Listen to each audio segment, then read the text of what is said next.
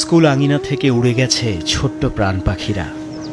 ছুটির ঘন্টার আগেই যারা অনন্ত ছুটি নিয়েছে এই সবুজ প্রাঙ্গণ থেকে।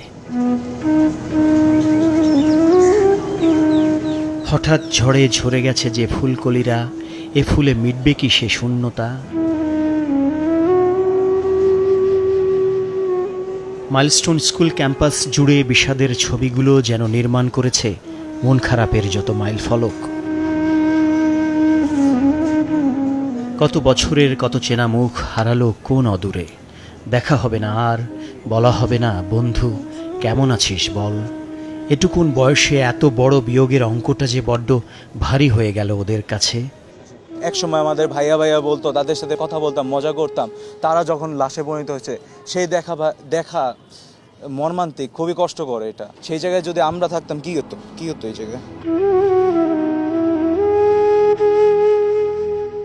দেয়াল জুড়ে মিশে থাকা এমন হাসি আবার কবে ফিরবে স্কুল আঙিনায়? কবে আবার শান্তির পায়রা হয়ে আসবে ছোট্ট সোনামণিরা?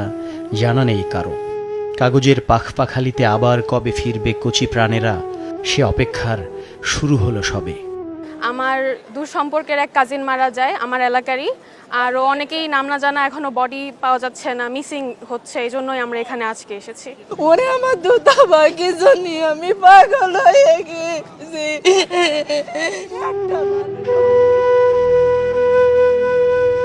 আমি আল্লাহর কাছে নামাজ রোজা ভস্মীভূত ভবনের সামনে থেকে সরতে চাইছেন না রাবেয়া বেগম, কারণ তার তৃতীয় শ্রেণী পড়ুয়া রাইসামণি এখনো ফেরেনি ঘরে। স্কুল, হাসপাতাল নাকি মর্গ, কোথায় খুঁজে পাবে নারী ছেঁড়া ধন? সে বিলাপ যেন থামাতে পারে না কেউ। আমি মা দুনিয়াতে এমন কিছু নাই আমার সন্তানের জন্য পারি না। আমারে কেউ ঢুকতে দাও, আমি আমার বাচ্চারা এখান থেকে বের করে নিয়ে আসবো। প্রভুর নামে শুরু হওয়া দিনটা ওরা হারিয়ে ফেলেছে দুপুর গড়ানোর আগেই। কঠোর পরিশ্রম আর প্রবল আত্মবিশ্বাস, এই ব্রত নিয়ে যে সোনালী স্বপ্নেরা বড় হচ্ছিল, ক্লাসরুমের চৌকাঠ পেরুবার আগেই হয়ে গেল নিঃশেষ।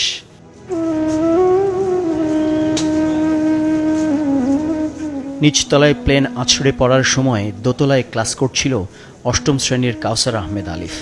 ঘটনার পরদিন বাবাকে সাথে নিয়ে বলছিল বেঁচে ফেরার গল্প। দুটো স্টুডেন্ট পুরো আগুনের মধ্যে জ্বলে পুরো অবস্থায় আমাদের কাছে আসছিল, চিৎকার করছিল। ওদের শার্টে আগুন ছিল, আমরা নিজেদের শার্ট খুলে ওদের উপরে বাড়িতে ওদের আগুন থামিয়েছি। এরপর ওখান থেকে আমরা ওয়াশরুমে কাছে এসেছি, এখানে আমার গ্রিল ভেঙে এরপর এখান থেকে বের হয়েছি।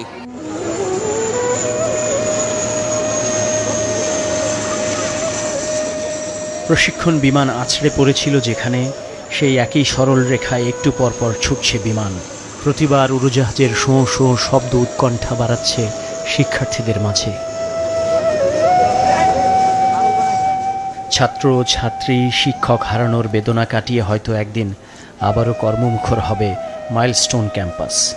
শুধু ফিরবে না 21 জুলাইয়ে হারিয়ে যাওয়া ফুল পাখিরা, যারা রেখে গেল একটি বড় প্রশ্ন। আকাশযানের এই রুট বদলাবে নাকি ঠিকানা বদল হবে প্রিয় ক্যাম্পাসের?